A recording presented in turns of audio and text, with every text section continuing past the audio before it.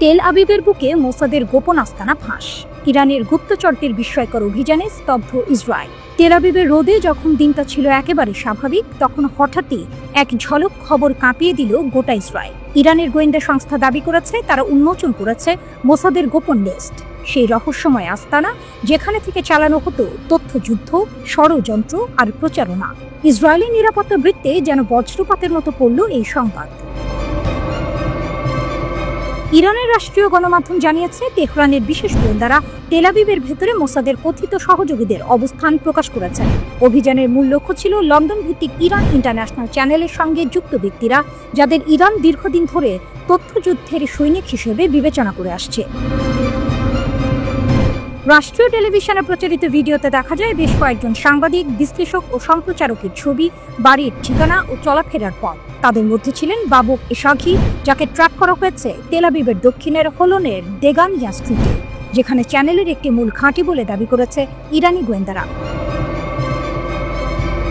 আরেক নাম মীর জাভেদ আনভার, যিনি নিয়মিতভাবে ইরান ইন্টারন্যাশনালের অতিথি হিসেবে উপস্থিত হন।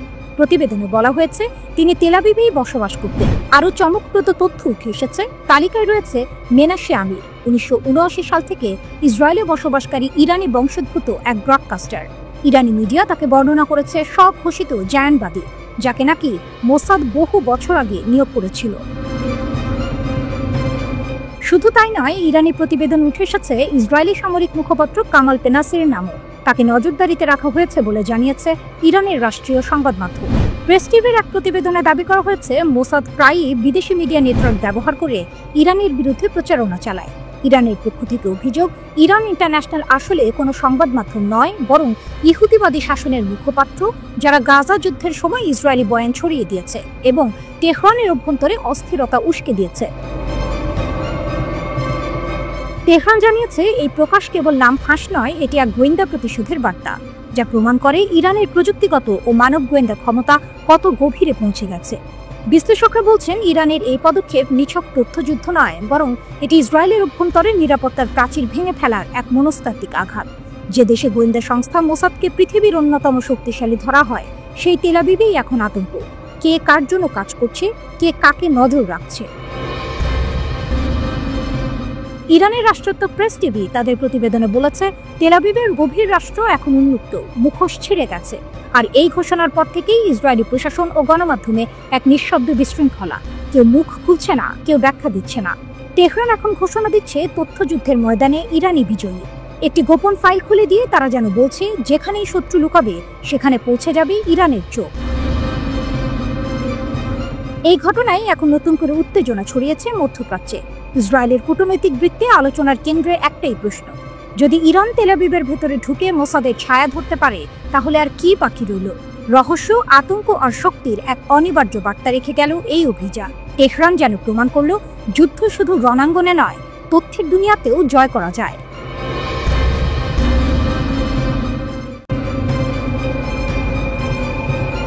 ইরান মারাত্মক কাদের এবং এমাদ ক্ষেপণাস্ত্র উন্মোচন করেছে, কারণ আইডিএফ গাজার যুদ্ধবিরতি ভেঙে দিয়েছে। গোপন ক্ষেপণাস্ত্র ঘাঁটি প্রকাশ। ইরানের নতুন অস্ত্রাগার ইসরায়েলের জন্য সরাসরি সতর্কীকরণ। তেহরান থেকে প্রায় 2000 কিলোমিটার দূরে লক্ষ্যবস্তুতে আঘাত হানার জন্য কাদের এইচ ব্যালিস্টিক ক্ষেপণাস্ত্র প্রস্তুত রয়েছে বলে জানা গেছে। গাজা যুদ্ধবিরতির পর ইরানের সামরিক বাহিনী তাদের ক্ষেপণাস্ত্র উৎপাদনে বড় ধরনের আপগ্রেড চালু করেছে। আইআরজিসি ইরানের একটি ভূগর্ভস্থ ঘাঁটি থেকে উন্নত কাদের এবং এমাদ ক্ষেপণাস্ত্র উন্মোচন করেছে। ওদিকে আইডিএফ দাবি করেছে দক্ষিণ গাজার রাফায় হামাস যোদ্ধারা আকস্মিক আক্রমণ শুরু করেছে। প্রতিশোধ হিসেবে আইডিএফ রাফা শহরের একাধিক লক্ষ্যবস্তুতে বিশাল বিমান হামলা চালিয়েছে। এমন সময়ে ইরানের কাদের এবং এমাদ ক্ষেপণাস্ত্রের আপগ্রেডের খবর সামনে এলো। ইরানের কাদের ব্যালিস্টিক ক্ষেপণাস্ত্রে এখন অ্যান্টি ইলেকট্রনিক যুদ্ধবিধ্বংসী ব্যবস্থা রয়েছে। এই আপগ্রেডগুলি জ্যামিং আক্রমণের বিরুদ্ধে আরও বেশি স্থিতিস্থাপকতা প্রদান করে। কাদের এই ভ্যারিয়েন্টটি ইসরায়েলের বিরুদ্ধে অপারেশন ট্রু প্রমিস 3-এ ব্যবহৃত হয়েছিল বলে জানা গেছে। এমাদ ক্ষেপণাস্ত্রটি একটি চালিত এবং নির্দেশিত পুনঃপ্রবেশ যানবাহন ব্যবস্থা এমএআরভি রয়েছে। এটি 1700 কিলোমিটার পর্যন্ত দূরত্বে 750 কেজি ওজনের ওয়ারহেড সরবরাহ করতে পারে। কাদের এইচ এবং এমাদ ক্ষেপণাস্ত্রের বৈশিষ্ট্য। কাদের ব্যালিস্টিক ক্ষেপণাস্ত্র FH এবং S ভ্যারিয়েন্টে প্রথম প্রজন্মের দীর্ঘ পাল্লার ক্ষেপণাস্ত্র, দৈর্ঘ্য 17 মিটার, ওজন 15 থেকে 17.5 টন, পরিসীমা 1350 থেকে 1950 কিলোমিটার। চালনা দ্বৈত পর্যায়, তরল এবং কঠিন জ্বালানি, উড়ানের পথ ব্যালিস্টিক। এখন অ্যান্টি ইলেকট্রনিক ওয়ারফেয়ার সিস্টেম দিয়ে সজ্জিত। Operation true promise 3A Israeli লক্ষ্যবস্তুর বিরুদ্ধে কাদের H ব্যবহার করা হয়েছিল। ইমাদ ব্যালিস্টিক ক্ষেপণাস্ত্র, ইরানের প্রথম দূরপাল্লার তরল জ্বালানি ক্ষেপণাস্ত্র যার MARV ম্যানুভারেবল রি-এন্ট্রি ভেহিকল রয়েছে। দৈর্ঘ্য 15.5 মিটার, ওজন 17 টনেরও বেশি, warhead 750 KG, range 1700 kilometre. MARV বিমানের নির্দেশিকা এবং লক্ষ্য সংশোধনের অনুমতি দেয়। ছোট পাখনা নির্দেশিত ওয়ারহেড সমন্বয় সক্ষম করে। ম্যাগাজিন স্টাইলের ক্ষেপণাস্ত্র সালভো সিস্টেমের মাধ্যমে উৎক্ষেপক, দ্রুত মাল্টিপল লঞ্চ ভূগর্ভস্থ ঘাঁটির সাথে সামঞ্জস্যপূর্ণ। গাজা সিজফায়ার আবার সন্দেহজনক। IDF দক্ষিণ গাজার রাফায় হঠাৎ আক্রমণ চালানোর জন্য হামাসকে অভিযুক্ত করেছে। আক্রমণের দাবির পর ইসরায়েলি বাহিনী রাফা লক্ষ্যবস্তুতে ব্যাপক বিমান হামলা চালিয়ে প্রতিক্রিয়া জানিয়েছে। টাইমস অফ ইসরায়েলের মতে যুদ্ধবিরতির 7ম দিনে 19 অক্টোবর IDF এই দাবি করেছে। IDF জানিয়েছে যে রাফার আগের ঘটনায় হামাস যোদ্ধারা সুড়ঙ্গ থেকে বেরিয়ে এসে গুলি চালিয়েছিল।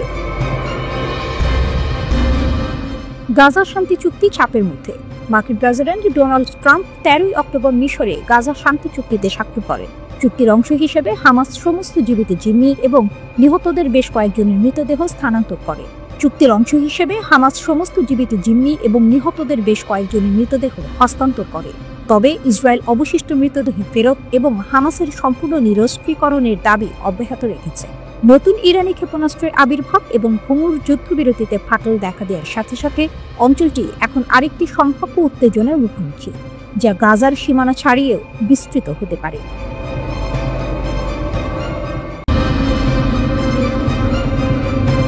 মধ্যপ্রাচ্যের আকাশে আবারও কি ঘনিয়ে আসছে নতুন ঝড়ের পূর্বাভাস? গাজা থেকে শুরু করে সমগ্র ভূখণ্ডে চলা সংঘাতের উত্তাপ যখন কিছুটা থিত হচ্ছিল, ঠিক তখনই যেন তেহরান থেকে ভেসে এলো এক হুঙ্কার। এই বার্তা কেবল কোনো রাজনৈতিক বিবৃতি নয়, বরং ইসরায়েলের প্রতি এক সরাসরি এবং শীতল চ্যালেঞ্জ। ইরানের সেনাপ্রধান মেজর জেনারেল আমির হাতামির কণ্ঠে শোনা গেল সেই হুঁশিয়ারি। আমাদের ক্ষেপণাস্ত্র ও ড্রোন শক্তি সম্পূর্ণরূপে সংরক্ষিত আর তা গুলি চালানোর জন্য প্রস্তুত। এই বাক্যটি যেন এক সিনেমার সবচেয়ে গুরুত্বপূর্ণ সংলাপের মতো। এটি নিছক একটি ঘোষণা নয়, বরং এক সুদূর প্রসারী কৌশলের ইঙ্গিত। হাতামি স্পষ্ট ভাষায় জানিয়ে দিয়েছেন তারা ইসরায়েলি হুমকিকে বিন্দুমাত্র হালকাভাবে দেখছেন না, বরং তিনি ইসরায়েলকে আখ্যা দিয়েছেন এক শত্রু এবং একগুঁয়ে প্রতিপক্ষ হিসেবে, যার ইতিহাস আগ্রাসন ও অপরাধের সাক্ষী। তার মতে ইসরায়েলের নৃশংস কর্মকাণ্ড শুধু গত 2 বছরের গাজা হামলায় সীমাবদ্ধ নয়, বরং 80 বছরের কম সময়ের ইতিহাস জুড়ে তা বারবার দেখা গেছে।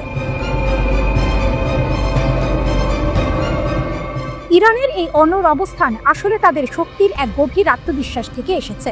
হাতামি জোর দিয়ে বলেন, জাতি হিসেবে তারা অনেক ত্যাগ স্বীকার করেছে। জ্যেষ্ঠ কমান্ডার, বিজ্ঞানী এবং নিরীহ বেসামরিকদের শাহাদাত বরণ করতে হয়েছে। কিন্তু তার দাবি, এই অসম যুদ্ধে তারা জয়লাভ করেছে, কারণ তারা শত্রুর ওপর উল্লেখযোগ্য আঘাত হেনেছে এবং তাদের সব কৌশলগত লক্ষ্য ব্যর্থ করে দিয়েছে। পশ্চিমা বিশ্ব যখন ইরানকে কোণঠাসা মনে করছিল, তখন তারা নিজেদেরকে বিজয়ী হিসেবে দেখছে। এটি কেবল সামরিক শক্তি নয়, বরং এক মানসিক প্রতিরোধের বিজয়।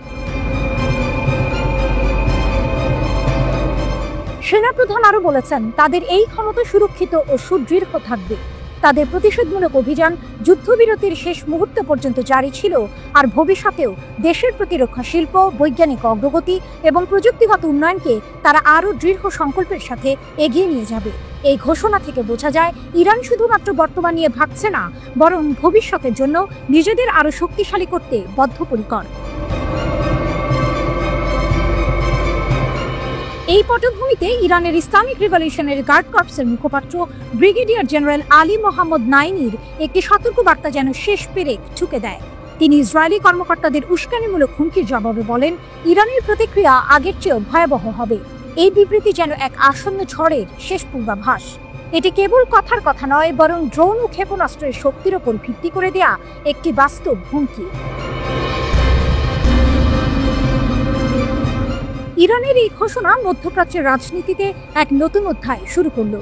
এটি কেবল একটি দেশীয় প্রতিরক্ষা নীতি নয়, বরং এক কৌশলগত অবস্থান। তারা স্পষ্ট করে দিয়েছে তাদের উপর কোনো চাপ প্রয়োগ করে নিরস্ত্র করা যাবে না। ইরান নিজেদের শক্তিকে সম্পূর্ণ সংরক্ষিত এবং যে কোনো মুহূর্তে ব্যবহার করার জন্য প্রস্তুত রেখেছে।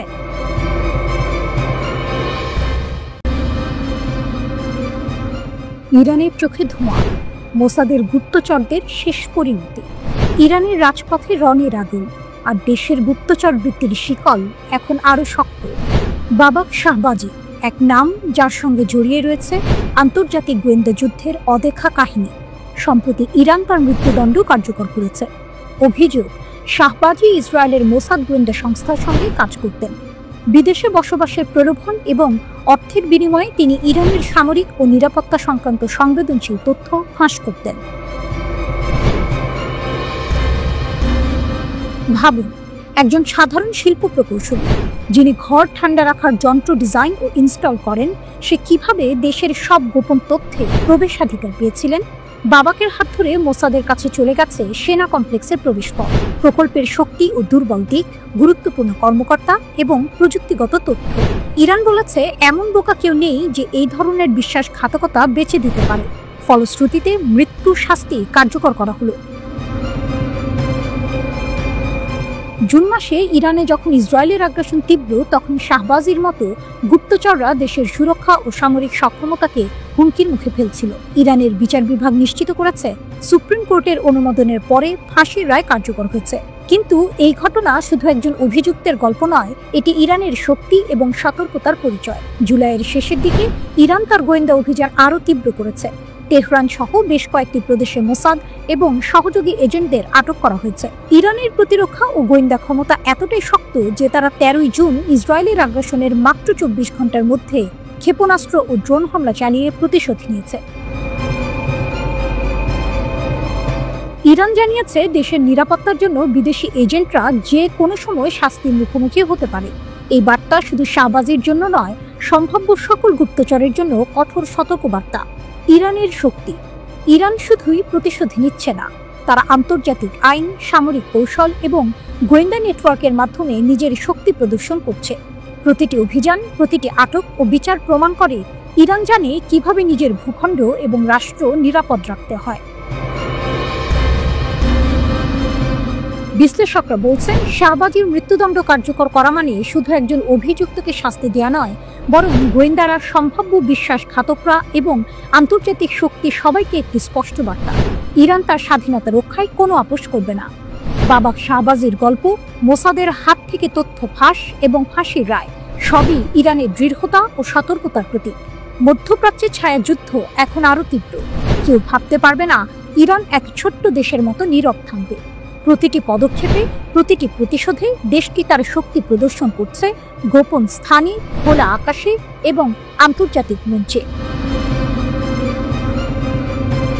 আজ ইরান প্রমাণ করল, যেখানে বিশ্বাসঘাতকতা ঘটবে সেখানে সর্বোচ্চ শাস্তি হবে, এবং এই শাস্তি কেবল শাস্তি নয়, এটি ইসরায়েলের জন্য শক্তিশালী বার্তা।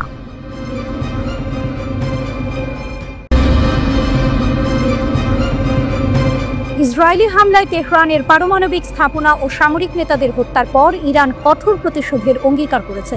তারা বলেছে এই গল্পের শেষ ইরানের হাতে লেখা হবে। প্রতিশোধের প্রথম ধাপে ইসরায়েল জানিয়েছে ইরান তাদের দিকে 100টি ড্রোন নিক্ষেপ করেছে। ইসরায়েল দাবি করেছে ইসরায়েলের বিমান প্রতিরক্ষা ব্যবস্থা এই ড্রোনগুলিকে ইসরায়েলি ভূখণ্ডের বাইরেই প্রতিহত করেছে।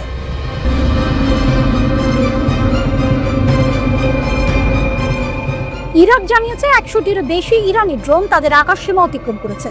এর কিছুক্ষণ পরেই জর্ডান জানায় তাদের বিমান বাহিনী ও প্রতিরক্ষা ব্যবস্থা বেশ কয়েকটি ক্ষেপণাস্ত্র ও ড্রোনকে তাদের আকাশসীমায় প্রবেশ করতে বাধা দিয়েছে, কারণ তাদের আশঙ্কা ছিল সেগুলো জর্ডানের ভূখণ্ডে আঘাত হানতে পারে।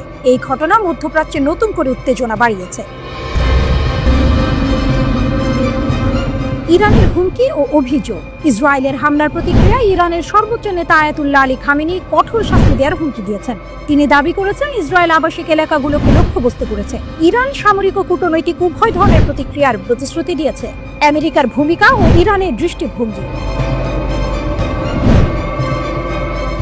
ইরান মধ্যপ্রাচ্য মার্কিন সামরিক স্থাপনাগুলিতে আক্রমণ করবে কিনা তা এখনো স্পষ্ট নয়। তবে ইরানের নেতারা সম্ভবত মনে করছেন ট্রাম্প প্রশাসন শুধু এই হামলার বিষয়ে আগে থেকে অবগতই ছিল না, বরং গোপনে এর সমর্থন করেছিল।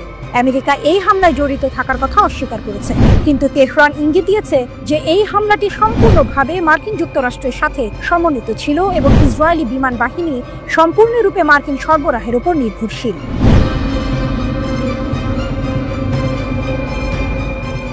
ইরান সরকার ইসরায়েলকে সন্ত্রাসবাদের জন্য অভিযুক্ত করেছে। তারা বলেছে এই আক্রমণ প্রমাণ করে যে ইসরায়েল কোনো আন্তর্জাতিক নিয়ম বা আইন মেনে চলে না, বরং প্রকাশ্যে ও নির্লজ্জভাবে সন্ত্রাসী লিপ্ত হয় এবং বিশ্বের চোখের সামনে যুদ্ধের আগুন জ্বালায়। বিবৃতিতে আরো বলা হয়েছে, ইরানের সাথে যুদ্ধ শুরু করা সিংহের লেজ নিয়ে খেলা।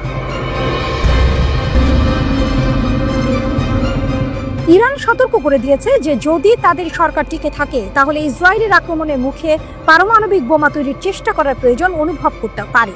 বিবৃতিতে বলা হয়েছে, বিশ্ব এখন ইরানের সমৃদ্ধি, পারমাণবিক প্রযুক্তি এবং ক্ষেপণাস্ত্র শক্তির অধিকারের ওপর জোর দেওয়ার বিষয়টি আরও ভালোভাবে বুঝতে পেরেছে।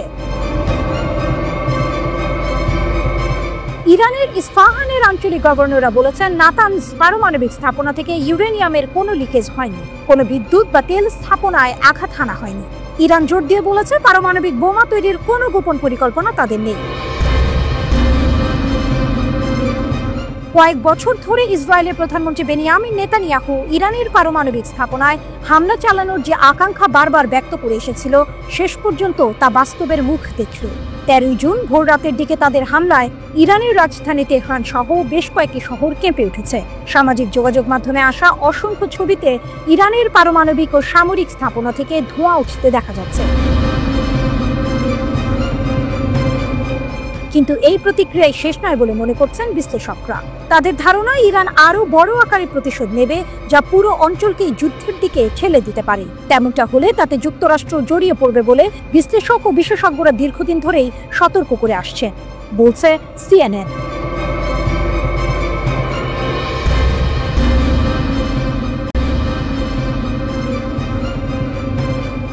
মার্কিন হামলা সত্ত্বেও ইরান কি সত্যিই পরমাণু বোমা বানানোর পথে?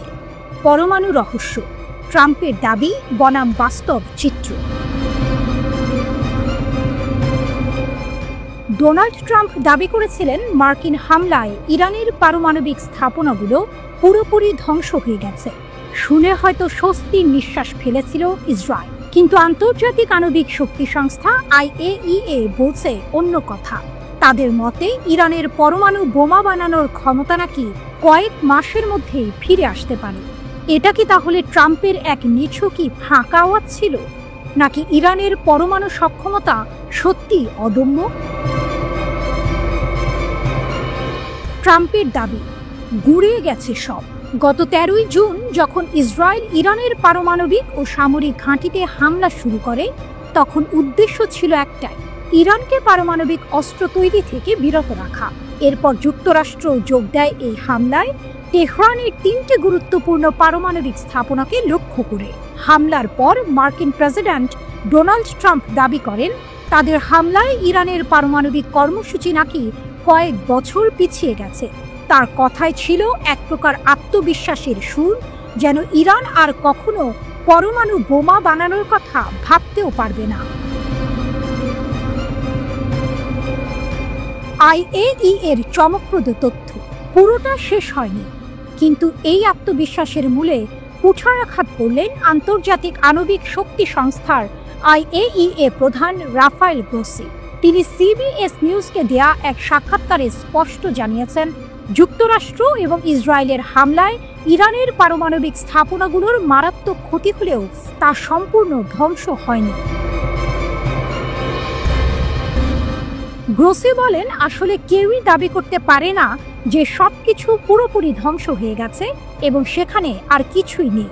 তার মতে ইরান এখনো শিল্প এবং প্রযুক্তিগতভাবে এতটাই সমৃদ্ধ যে তারা চাইলে কয়েক মাসের মধ্যেই কয়েকটি সেন্ট্রিফিউজ চালু করতে পারে এবং সমৃদ্ধ ইউরেনিয়াম উৎপাদন শুরু করতে পারে। ভাবুন তো, যেখানে ট্রাম্প দাবি করেছিলেন ইরান কয়েক বছর পিছিয়ে গেছে, সেখানে IAEA বলছে কয়েক মাস। এই পার্থক্যটা কি অবিশ্বাস্য নয়? ইউরেনিয়াম রহস্য গেল কোথায়? আরও একটি বড় প্রশ্ন হলো, হামলার আগে ইরান তাদের উচ্চমাত্রায় সমৃদ্ধ ইউরেনিয়াম সরিয়ে নিতে পেরেছিল কিনা। গ্রোসি এই বিষয়ে অস্পষ্টতা রেখে গেছেন। তিনি বলেছেন, আমরা জানি না এই ইউরেনিয়াম এখন কোথায়। কিছু হয়তো হামলায় ধ্বংস হয়েছে, আবার কিছু সরানোও হয়ে থাকতে পারে। পরে হয়তো বিষয়টি স্পষ্ট হবে। পেন্টাগনের একটি প্রাথমিক তদন্ত প্রতিবেদনেও IAEA এর কথার সুর শোনা গেছে। সেখানে বলা হয়েছিল, যুক্তরাষ্ট্রের হামলায় ইরানের পারমাণবিক কর্মসূচি হয়তো কেবল কয়েক মাস পিছিয়ে দেওয়া গেছে, কয়েক বছর নয়। ভবিষ্যৎ কি? এই তথ্যগুলো থেকে একটা বিষয় স্পষ্ট, ইরানের পারমাণবিক সক্ষমতাকে পুরোপুরি নির্মূল করা সম্ভব হয়নি। তাহলে কি ট্রাম্পের দাবি ছিল শুধুই রাজনৈতিক কৌশল, নাকি ইরানের সামরিক প্রযুক্তি এতটাই উন্নত যে এমন হামলাতেও তাদের মূল সক্ষমতা অক্ষত থাকে? ইরান বরাবরই পারমাণবিক অস্ত্র তৈরির অভিযোগ অস্বীকার করে এসেছে। এখন দেখার পালা, ইরান সত্যি কয়েক মাসের মধ্যে ইউরেনিয়াম সমৃদ্ধকরণ শুরু করে কিনা এবং বিশ্ব শক্তিগুলো তখন কি পদক্ষেপ নেয়। পরিস্থিতি কি আরও জটিল হবে, নাকি আলোচনার মাধ্যমে এর সমাধান হবে?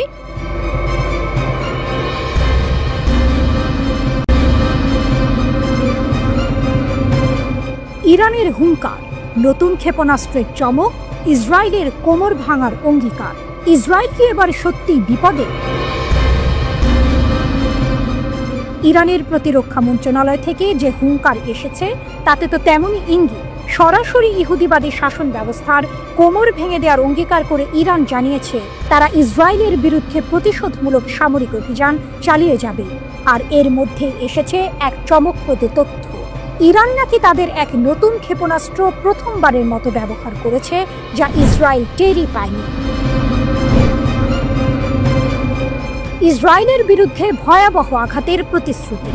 মঙ্গলবার ইরানের রাষ্ট্রীয় টেলিভিশনে এক সাক্ষাৎকারে প্রতিরক্ষা মন্ত্রণালয়ের মুখপাত্র ব্রিগেডিয়ার জেনারেল রেজা তালাইনিক স্পষ্ট জানিয়েছেন, ইরানি সশস্ত্র বাহিনী তাদের প্রতিশোধমূলক সামরিক অভিযান চালিয়ে যাবে এবং ইহুদিবাদী শাসন ব্যবস্থার উপর এক ভয়াবহ আঘাত হানবে। তার কথায়, আমাদের জাতি একটি চাপিয়ে দেওয়া যুদ্ধের মুখোমুখি হচ্ছে এবং শত্রু আমাদের জনগণের প্রতিটি অংশের শক্তি এবং স্থিতিস্থাপকতাকে লক্ষ্য করছে। ইরান শুধু রক্ষণাত্মকভাবে খেলছে না, বরং আক্রমণাত্মক ক্ষমতাও ব্যবহার করছে, সে বিষয়েও জোর দিয়েছেন তালাইনিক। তিনি বলেন, আমরা দৃঢ়ভাবে একটি প্রতিরক্ষামূলক অবস্থানে আছি, তবে আমরা আমাদের সমস্ত আক্রমণাত্মক এবং প্রতিরক্ষামূলক ক্ষমতা ব্যবহার করছি। আমাদের প্রতিরক্ষা ফ্রন্টের পরীক্ষা বিস্তৃত এবং জীবনের সকল স্তরের মানুষ এতে জড়িত। ইরানের প্রতিরক্ষা মন্ত্রণালয়ের মুখপাত্রের মতে, ইসরায়েলি সরকারের ইরানের বিরুদ্ধে দীর্ঘস্থায়ী যুদ্ধ সহ্য করার ক্ষমতা নেই। তিনি হুঁশিয়ারি দিয়েছেন, শত্রু দীর্ঘযুদ্ধ টিকিয়ে রাখতে পারে না এবং এটি চলতে থাকলে ইহুদিবাদী সরকারের পিঠ ভেঙে যাবে। নতুন ক্ষেপণাস্ত্রের চমক, ইসরায়েল কি বড় ভুল করছে? সবচেয়ে বড় চমক সম্ভবত এখানে। তালাইনিক ঘোষণা করেছেন, মঙ্গলবার ইহুদিবাদী সরকারের বিরুদ্ধে প্রতিশোধমূলক অভিযানে ইরান প্রথমবারের মতো একটি নতুন ক্ষেপণাস্ত্র ব্যবস্থা ব্যবহার করেছে। এই ক্ষেপণাস্ত্রের কার্যকারিতা এমন যে ইসরায়েল নাকি এর মোতায়েন হওয়া টেরই পায়নি। তার কথায়, আজ আমরা প্রথমবারের মতো আমাদের একটি ক্ষেপণাস্ত্র ব্যবহার করেছি এবং ইহুদিবাদী সরকার বুঝতেও পারেনি যে এটি মোতায়েন করা হয়েছে। তারা এই ধরনের আরও বিষয় দেখতে পাবে। মঙ্গলবার ভোরে অপারেশন ট্রু প্রমিসের নবম ধাপে ইরান অধিকৃত ফিলিস্তিনি ভূখণ্ডে বিশাল ক্ষেপণাস্ত্র এবং ড্রোন হামলা চালিয়েছে। শুক্রবার রাতে প্রথম শুরু হওয়া এই বৃহৎ আকারের প্রতিশোধমূলক অভিযানটি ইয়া আলী ইবনে আবি তালিব কোড নামে পরিচালিত হচ্ছে। এদিকে ইসরায়েলের হয়ে গুপ্তচর বৃত্তি ও ভাড়াটে কার্যক্রমে জড়িত থাকার অভিযোগে অভিযুক্ত ব্যক্তিদের বিরুদ্ধে কঠোর ব্যবস্থা নেওয়ার প্রস্তুতি চলছে বলে জানিয়েছে ইরানের বিচার বিভাগ। বিচার বিভাগের মুখপাত্র আসগর জাহাঙ্গীর আধা সরকারি মেহের সংবাদ সংস্থাকে দেয়া এক বিবৃতিতে বলেন, গত কয়েকদিনে যাদের গুপ্তচর বৃত্তিতে জড়িত হিসেবে শনাক্ত করা হয়েছে তাদের বিরুদ্ধে তাৎক্ষণিকভাবে মামলা দায়ের করা হয়েছে। অল্প সময়ের মধ্যেই তাদের ঘৃণ্য কর্মকাণ্ডের যথোপযুক্ত শাস্তি দেয়া হবে। এর আগে ইসরায়েলের গোয়েন্দা সংস্থা মোসাদের সঙ্গে জড়িত থাকার অভিযোগে বেশ কয়েকজনকে গ্রেপ্তার করে ইরান।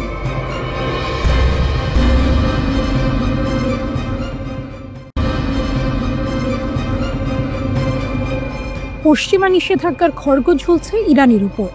সময়সীমা ঘনিয়ে আসছে অগাস্টে, কিন্তু পশ্চিমারা যখন তেহরানকে কোণঠাসা করার চেষ্টা করছে, ইরান তখন তার সামরিক সক্ষমতার এক নতুন দৃষ্টান্ত স্থাপন করেছে, যা ইসরায়েলের অত্যাধুনিক প্রতিরক্ষা ব্যবস্থাকেও চ্যালেঞ্জের মুখে ফেলে দিয়েছে। অপ্রত্যাশিত সামরিক চাল, ইসরায়েলের আকাশ প্রতিরক্ষা ভেদ। ইসরায়েলের আকাশ প্রতিরক্ষা ব্যবস্থা বিশ্বজুড়ে বেশ সুপরিচিত। যুক্তরাষ্ট্রের সহায়তায় গড়ে ওঠা এই 4 স্তর বিশিষ্ট প্রতিরক্ষা ব্যবস্থা, যার মধ্যে রয়েছে অ্যারো 3, অ্যারো 2, ডেভিড স্লিং এবং আয়রন ডোম, যে কোনো ক্ষেপণাস্ত্র হামলা প্রতিহত করতে সক্ষম বলে দাবি করা হয়। কিন্তু অপারেশন ট্রু প্রমিস 3-তে ইরান দেখিয়ে দিয়েছে এই ব্যবস্থাতেও ফাঁক থাকতে পারে। আগে ইরান সাধারণত রাতে ব্যাপক আকারে ক্ষেপণাস্ত্র হামলা চালাত, কিন্তু এবার তারা কৌশল বদলেছে। দিনের বেলায় ছোট ছোট নির্ভুল হামলা চালিয়ে ইসরায়েলের প্রতিরক্ষা ব্যবস্থার প্রতিক্রিয়া পর্যবেক্ষণ করেছে। হামলার পাল্লা, গতিপথ এবং সময় পরিবর্তন করে ইরান ইসরায়েলের প্রতিরক্ষা ব্যবস্থাকে তার সর্বোচ্চ সমন্বয় ক্ষমতার বাইরে নিয়ে যেতে বাধ্য করেছে। ইসরায়েলি ক্ষেপণাস্ত্র বিশেষজ্ঞ কালিস্কির ভাষায়, তারা ইসরায়েলি প্রতিরক্ষা ব্যবস্থাকে বিচ্ছিন্ন করার চেষ্টা করেছে। সবচেয়ে বড় চমক ছিল ইসরায়েলের ফাত্তা-1 হাইপারসনিক ক্ষেপণাস্ত্রের ব্যবহার। এটি শব্দের চেয়ে 10 গুণেরও বেশি গতিতে আঘাত হানতে সক্ষম এবং এর ওয়ারহেড আলাদা হতে পারে, যা এটিকে ট্র্যাক করা আরও কঠিন করে তোলে। ইসরায়েলের সবচেয়ে উন্নত ইন্টারসেপ্টর যেমন অ্যারো 3 এবং ডেভিড স্লিং তত্ত্বীয়ভাবে এমন ক্ষেপণাস্ত্র আটকাতে সক্ষম হলেও ফাত্তা-1 ইসরায়েলের 4টি প্রতিরক্ষা স্তর ভেদ করে লক্ষ্যবস্তুতে আঘাত হানতে সক্ষম হয়েছে।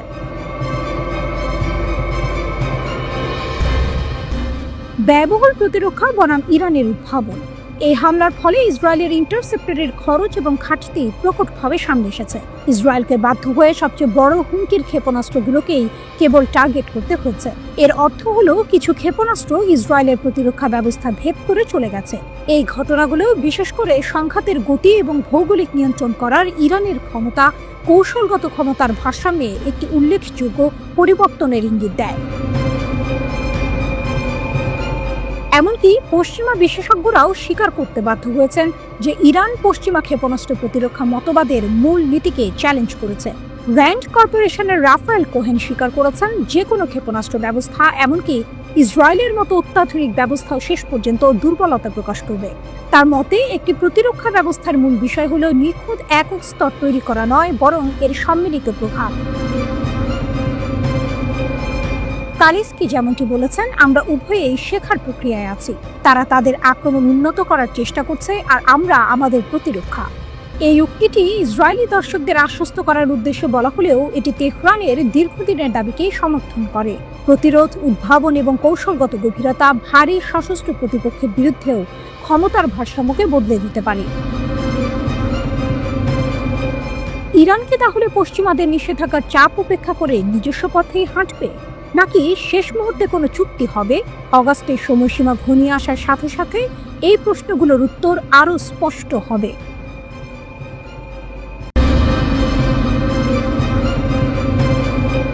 ইরানের নতুন প্রতিরক্ষা ও পারমাণবিক কৌশল। মধ্যপ্রাচ্যের আকাশে উত্তেজনা ফের ঘনীভূত হচ্ছে।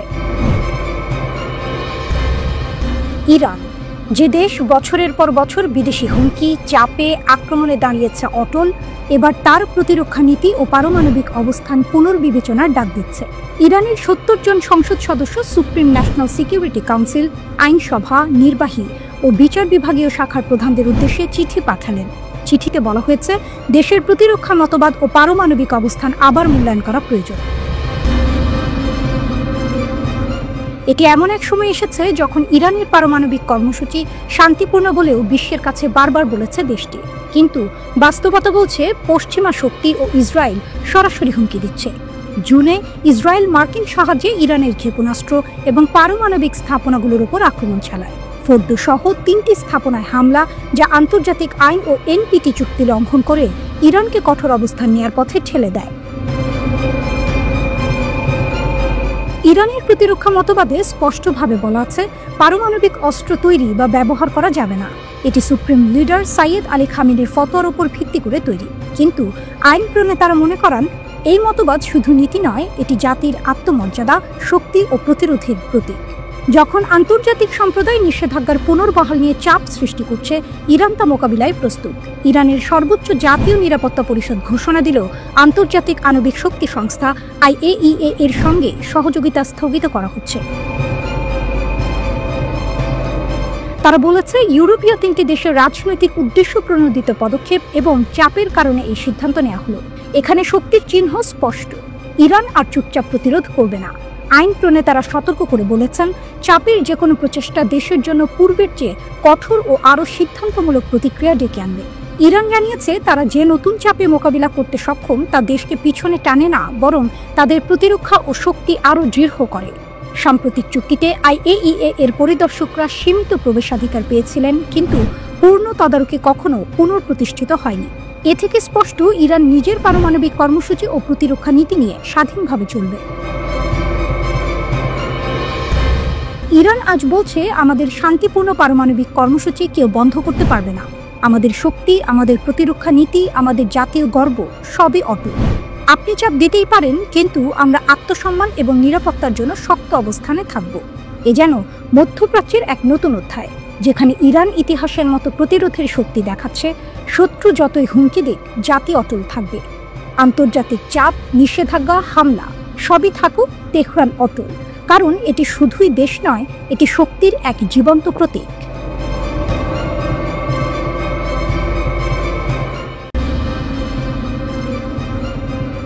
ইরানের হুঁশিয়ারি, তেল আবিব ও হাইফাকে মাটির সঙ্গে মিশিয়ে দেবে তেহরান। নেতানিয়াহুর ঘুম উড়ে গেছে। তেহরানের কড়া বার্তা, আমাদের ক্ষেপণাস্ত্র পৌঁছাবে যতদূর প্রয়োজন। মধ্যপ্রাচ্যের আকাশে আবারও ছড়িয়ে পড়েছে আতঙ্কের ধোঁয়া। শুক্রবারের নামাজ শেষে ইরানের প্রভাবশালী আলেম আহমেদ খাতামি এক বজ্র গর্জনে ঘোষণা দিয়েছেন, এই বোকারা জানে না আমরা তেল আবিব ও হাইফাকে লাঙল দেব।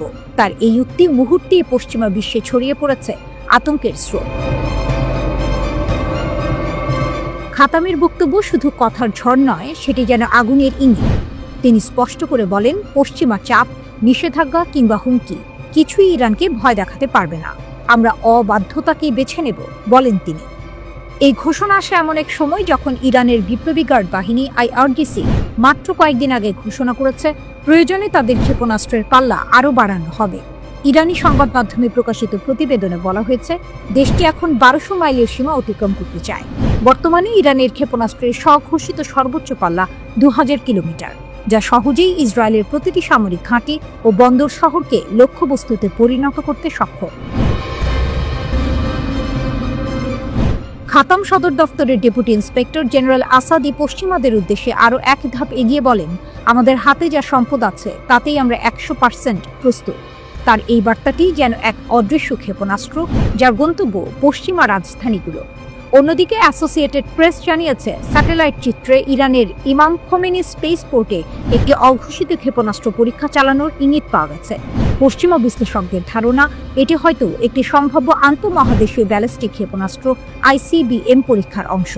যদিও তেহরান আনুষ্ঠানিকভাবে কিছু স্বীকার করেনি, তবে ইরানের সংসদের একজন আইন প্রণেতা দাবি করেছেন, আমরা আমাদের সক্ষমতা যাচাই করেছি, যা প্রয়োজনে আরও দূরে পৌঁছাতে পারবে। এই ঘটনার পরপরই উত্তেজনা ছড়ায় আন্তর্জাতিক অঙ্গনে। 27 সেপ্টেম্বর ইরানের পারমাণবিক কর্মসূচি নিয়ে উদ্বেগ প্রকাশের পর E3 ব্রিটেন, ফ্রান্স, জার্মানি জাতিসংঘে নিষেধাজ্ঞা পুনর্বহাল করে। এরপর 29 ও 30 সেপ্টেম্বর EU এবং যুক্তরাজ্য একই পথে হাঁটে। কিন্তু তেহরান বলছে, এই নিষেধাজ্ঞা আসলে তাদের আরও শক্তিশালী করে তুলছে। ইরানের রাষ্ট্রপতি মাসুদ পেজেশকিয়ান কড়া ভাষায় পশ্চিমাদের জবাব দিয়ে বলেন, আপনারা আমাদের থামাতে পারেননি, পারবেনও না। নিষেধাজ্ঞা দিয়ে আমাদের বিজ্ঞান থামে না, বরং ত্বরান্বিত হয়। এই মুহূর্তে মধ্যপ্রাচ্যের বাতাসে যেন স্পষ্ট বার্তা ভেসে আসছে, ইরান আর আত্মরক্ষার সীমায় নেই, তারা এখন প্রতিশোধের অবস্থানে। আহমেদ খাতামির সেই হুঁশিয়ারি শুধু ধর্মীয় বক্তৃতা নয়, বরং এক রাষ্ট্রের ঘোষণা, যে রাষ্ট্র জানে কিভাবে টিকে থাকতে হয়, কিভাবে আঘাতের জবাব দিতে হয়। তেহরানের রাস্তায় আজ আত্মবিশ্বাসের গর্জন। আমরা আর ভয় পাই না, তেল আবিবের আকাশে ছায়া ফেলবে ইরানি ক্ষেপণাস্ত্রের আগুন। এ যেন নতুন এক বাস্তবতার সূচনা, যেখানে ইরান শুধু প্রতিরোধের প্রতীক নয়, বরং চ্যালেঞ্জ ছুড়ে দেয়া এক শক্তির নাম। পশ্চিমা বিশ্বের চোখে সেটা হয়তো উদ্বেগ, কিন্তু ইরানের জন্য সেটি এখন গর্বের অন্য নাম।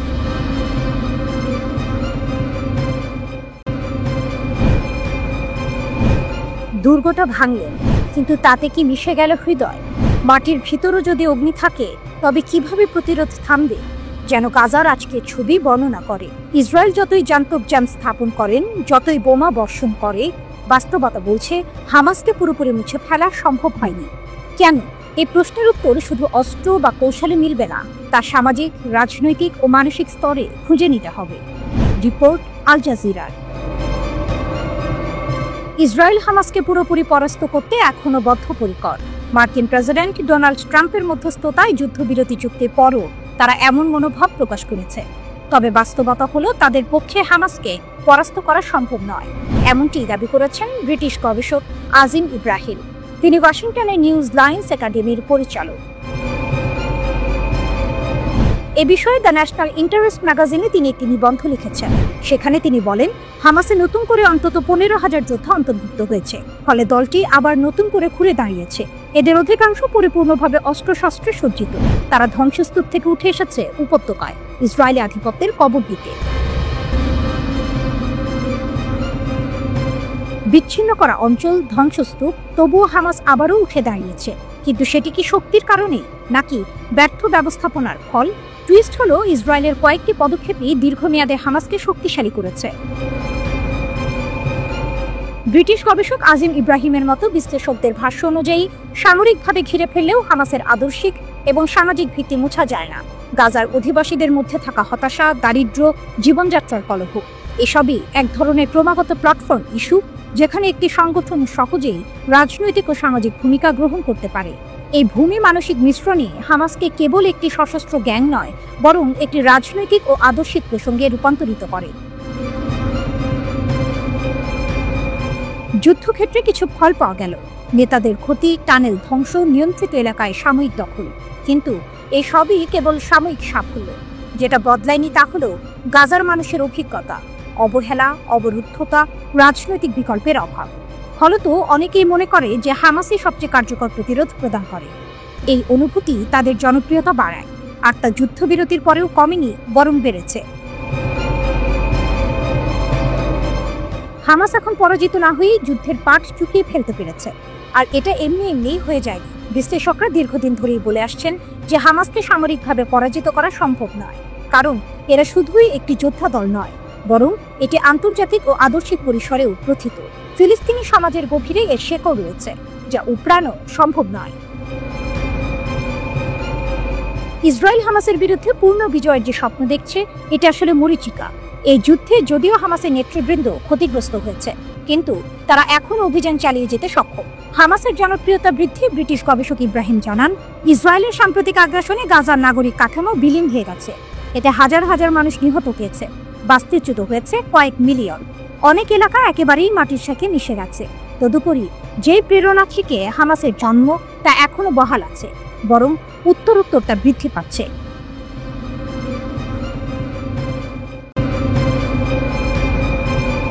মার্কিন সতর্কতার মুখে এক গভীর প্রশ্ন, গাজায় কি যুদ্ধবিরতি চুক্তির আড়ালে হামাস তার সামরিক শক্তি ও স্থানীয় নিয়ন্ত্রণ পুনরায় প্রতিষ্ঠা করছে, নাকি ইসরায়েলের জন্য একটি কৌশলগত ফাঁদ পেতে রাখা হচ্ছে? ওয়াশিংটনের কড়া হুঁশিয়ারি এবং গণমৃত্যুদণ্ডের মতো ঘটনা সেই অনিশ্চয়তাকে আরও বাড়িয়ে তুলেছে। মার্কিন যুক্তরাষ্ট্রের পররাষ্ট্র দপ্তর সম্প্রতি এক অভূতপূর্ব সতর্কবার্তা জারি করে জানিয়েছে, তাদের কাছে বিশ্বাসযোগ্য প্রতিবেদন রয়েছে যে হামাস যুদ্ধবিরতি লঙ্ঘন করে একটি আসন্ন হামলার ষড়যন্ত্র করছে। এই পদক্ষেপকে চুক্তির সরাসরি এবং গুরুতর লঙ্ঘন বলে অভিহিত করেছে ওয়াশিংটন। তবে যুদ্ধবিরতি চুক্তি কার্যকর হওয়ার পরপরই গাজার অভ্যন্তরে যে পরিস্থিতি তৈরি হয়েছে তা হামাসের অপ্রতিরোধ নিয়ন্ত্রণ পুনঃপ্রতিষ্ঠার ইঙ্গিত দেয়।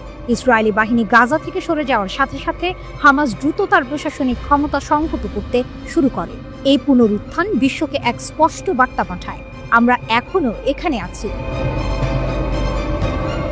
সবচেয়ে উদ্বেগজনক বিষয়টি হলো যুদ্ধবিরতির সময় হামাস তার অভ্যন্তরীণ প্রতিদ্বন্দ্বী গোষ্ঠীগুলোর বিরুদ্ধে চরম সহিংসতা চালায়। স্থানীয় নিয়ন্ত্রণের জন্য লড়াইরত সশস্ত্র দল, বিশেষ করে দুগবুশ গোত্রের সদস্যদের সহ 50 জনেরও বেশি সহযোগীকে গণমৃত্যুদণ্ড বা হত্যা করা হয়েছে।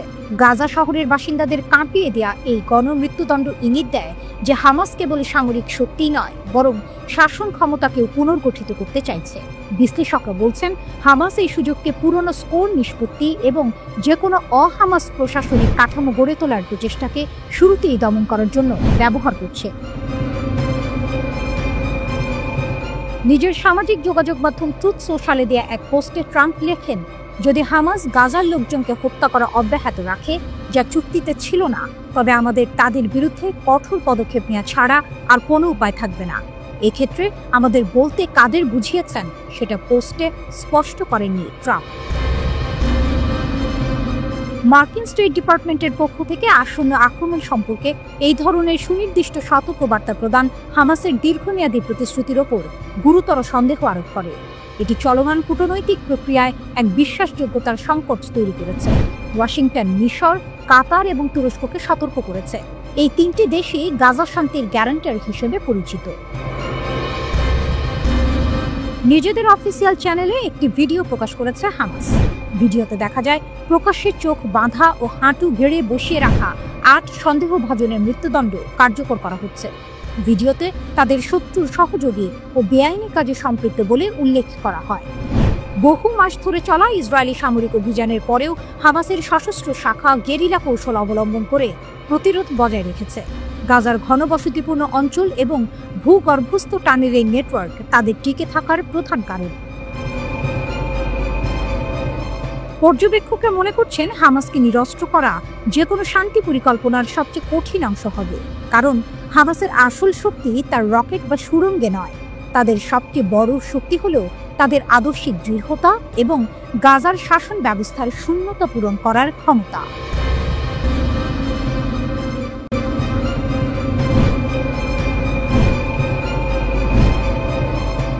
একটি মার্কিন ড্রোনের পতন, আর সেই পতন থেকেই ইরানের উত্থান, যা একসময় ছিল আমেরিকার গর্ব, তাই আজ তেহরানের গোপন শক্তির প্রতীক। 2011 সাল কাশ্মীরের কাছে বিধ্বস্ত হয় মার্কিন যুক্তরাষ্ট্রের এক অত্যাধুনিক গোপন ড্রোন RQ-170 সেন্টিনেল। খবর ছড়িয়ে পড়ে দ্রুত, কিন্তু এর পেছনের গল্প ছিল আরও চমকপ্রদ। ইরানের বিপ্লবী গার্ড বা IRGC শুধু সেটিকে উদ্ধারই করেনি, বরং এর সিগন্যাল জ্যাম করে GPS পথভ্রষ্ট করে সেটিকে নিজেদের হাতে নামিয়েছে, এমনটাই জানিয়েছে ওয়াইনেট নিউজ। সেই একটি ঘটনার পর শুরু হয় ইরানের প্রযুক্তি বিপ্লব। তেহরান ড্রোনটিকে রিভার্স ইঞ্জিনিয়ারিং করে তৈরি করে নিজের সংস্করণ শাহিদ 171 সিমোর্গ। এই ড্রোনটি দেখতে প্রায় মার্কিন মডেলের মতোই, কিন্তু সম্পূর্ণ দেশীয় প্রযুক্তিতে নির্মিত। এটি 2200 কিলোমিটার পর্যন্ত উঠতে পারে এবং মধ্যপ্রাচ্যের আকাশ জুড়ে নজর রাখতে সক্ষম 3D রাডার প্রযুক্তির সাহায্যে। একটি মাত্র বিধ্বস্ত ড্রোন থেকে তৈরি হয় এক পুরো স্টেলথ সাম্রাজ্য। সিমোর্গের নকশা থেকে ইরান গড়ে তোলে 5টি নতুন স্টেলথ UAV। এর মধ্যে সবচেয়ে উন্নত শাহিদ 191, যা একটি মিনি জেট ইঞ্জিনে চলে ও 500 কিলোমিটার দূরে লক্ষ্যবস্তুতে আঘাত হানতে পারে। এর হালকা সংস্করণ শাহিদ 181, যেটি পুনরুদ্ধার মিশনে ব্যবহৃত হয় এবং আরও দীর্ঘ পরিসর কভার করতে পারে। 2021 সালে ইসরায়েলি F-35 যুদ্ধবিমান 2টি শাহিদ 181 ড্রোন গুলি করে নামায়। অভিযোগ ছিল ড্রোনগুলো পশ্চিম তীরের সেলগুলোর জন্য পিস্তল, ম্যাগাজিন ও প্রচারণামূলক সামগ্রী বহন করছিল, কিন্তু ইরানের দাবি এটি ছিল শুধুই গোয়েন্দা মিশন। ইরানের এই স্টেলথ ড্রোনগুলো পিকআপ ট্রাক থেকে লঞ্চ করা যায় এবং স্কিড ব্যবহার করে যে কোনো রাস্তায় অবতরণ সম্ভব, যা তাদের করে তুলেছে অত্যন্ত মোবাইল ও দ্রুত প্রতিক্রিয়াশীল।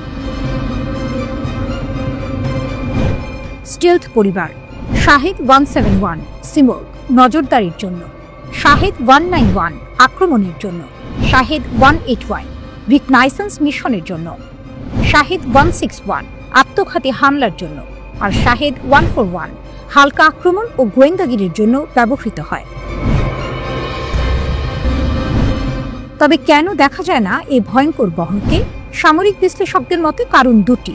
প্রথমত খরচ, স্টেলথ ড্রোন বানাতে লাগে কোটি কোটি ডলার। দ্বিতীয়ত গোপনীয়তা, বেশি ব্যবহার করলে ইসরায়েল তাদের রাডার সিগনেচার বুঝে ফেলবে, যা ভবিষ্যৎ যুদ্ধের জন্য মারাত্মক বিপদ ডেকে আনতে পারে।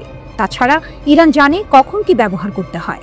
সস্তা শাহিদ 136 ড্রোন মাত্র $20,000 তৈরি হয় এবং গণহারে উৎপাদিত হয়, তাই গাজার মতো সংঘাতে ইরান সেগুলোকেই প্রাধান্য দেয়, আর উন্নত স্টেলথ ড্রোনগুলোকে রাখে বিশেষ যুদ্ধের জন্য, উপসাগরীয় দেশ বা সৌদি আরবের মতো প্রতিদ্বন্দ্বীর বিরুদ্ধে ব্যবহারের লক্ষ্যে। আজ সেই আটক ড্রোনের ছায়া থেকে ইরান গড়ে তুলেছে এক ভয়ঙ্কর প্রযুক্তি সাম্রাজ্য। ভূগর্ভস্থ হ্যাঙ্গারে অপেক্ষা করছে তাদের মিনি B2 বাহিনী, যে কোনো মুহূর্তে আকাশে উড়ে এসে বদলে দিতে পারে মধ্যপ্রাচ্যের যুদ্ধের সমীকরণ। একটি মার্কিন ভুল ইরানের জন্য হয়ে উঠেছে এক অমর শিক্ষা। যে আকাশে তার একসময় লক্ষ্য ছিল, আজ সেখানে তারাই শিকারী।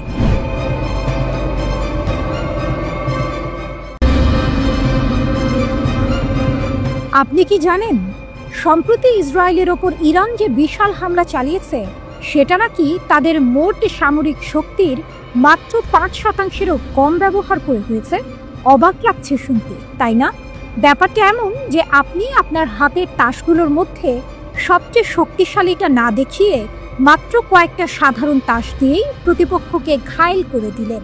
ইরানের ইসলামী বিপ্লবী গার্ড বাহিনী IRGCর এক জ্যেষ্ঠ commander brigadier general Mohammad Reza Naqdi ইরানের রাষ্ট্রীয় টেলিভিশনে এই চাঞ্চল্যকর তথ্য দিয়েছেন।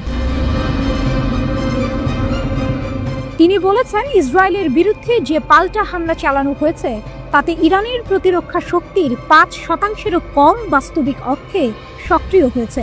এখানে সক্রিয় মানে কিন্তু এগুলো শেষ হয়ে গেছে তা নয়, বরং এর মানে হলো এই অল্প কিছু ইউনিটই শত্রুর মোকাবিলায় যুক্ত হয়েছিল। ভাবুন তো, যদি তারা তাদের আসল শক্তি প্রয়োগ করত তাহলে কি হতো?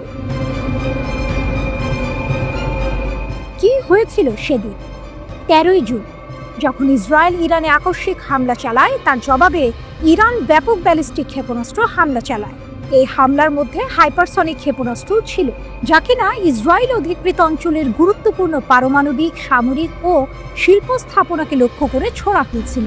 অনলাইনে ছড়িয়ে পড়া অনেক ভিডিওতে দেখা গেছে ইরানের পাল্টা হামলায় ইসরায়েলি সামরিক ঘাঁটিগুলো, যেখান থেকে মূল হামলা চালানো হয়েছিল, গুরুতর ক্ষতির সম্মুখীন হয়েছে। এদিকে এই হামলা ঠেকাতে যুক্তরাষ্ট্রেরও ঘাম ছুটে গেছে। পশ্চিমা সংবাদ মাধ্যমগুলোর খবর অনুযায়ী ইরানের পাল্টা হামলা প্রতিহত করতে যুক্তরাষ্ট্র তাদের থার্ড ক্ষেপণাস্ত্র প্রতিরক্ষা ব্যবস্থা সক্রিয় করে, যার জন্য তাদের 12 দিনে খরচ করতে হয়েছে প্রায় $800 মিলিয়ন বেশি। যেখানে ইরান তাদের সীমিত শক্তি ব্যবহার করে ইসরায়েলকে নাস্তানাবুদ করেছে, সেখানে যুক্তরাষ্ট্রকে তাদের ব্যয়বহুল প্রতিরক্ষা ব্যবস্থা নিয়ে হিমশিম খেতে হয়েছে। আসল শক্তি এখনো গোপন। জেনারেল নাকদি আরও বলেন, এই হামলায় মূলত তাদের আকাশ প্রতিরক্ষা ব্যবস্থাই বেশি ব্যবহৃত হয়েছে, কিন্তু তাদের আসল শক্তি নাকি তাদের স্থলবাহিনীতে নিহত। তিনি জোর দিয়ে বলেন, আমরা সজ্জিত এবং প্রস্তুত। চাইলে আমরা আরও কয়েক বছর এই গতিতে শত্রুকে ক্ষেপণাস্ত্র হামলায় লক্ষ্যবস্তু করতে পারি। তার এই কথায় স্পষ্ট বোঝা যায়, ইরান যদি সত্যি সত্যি তাদের পূর্ণমাত্রার সামরিক জবাব দিতে চায়, তাহলে এর ব্যাপ্তি এবং ধ্বংস ক্ষমতা হবে আরও অনেক গুণ বেশি। অর্থাৎ আমরা যা দেখেছি তা ছিল কেবলই একটি ছোট্ট ঝলক। আসল খেলা এখনো শুরু হয়নি। যদি ইরান তাদের পূর্ণ সামরিক শক্তি ব্যবহার করে, তাহলে আঞ্চলিক পরিস্থিতি কোন দিকে মোড় নেবে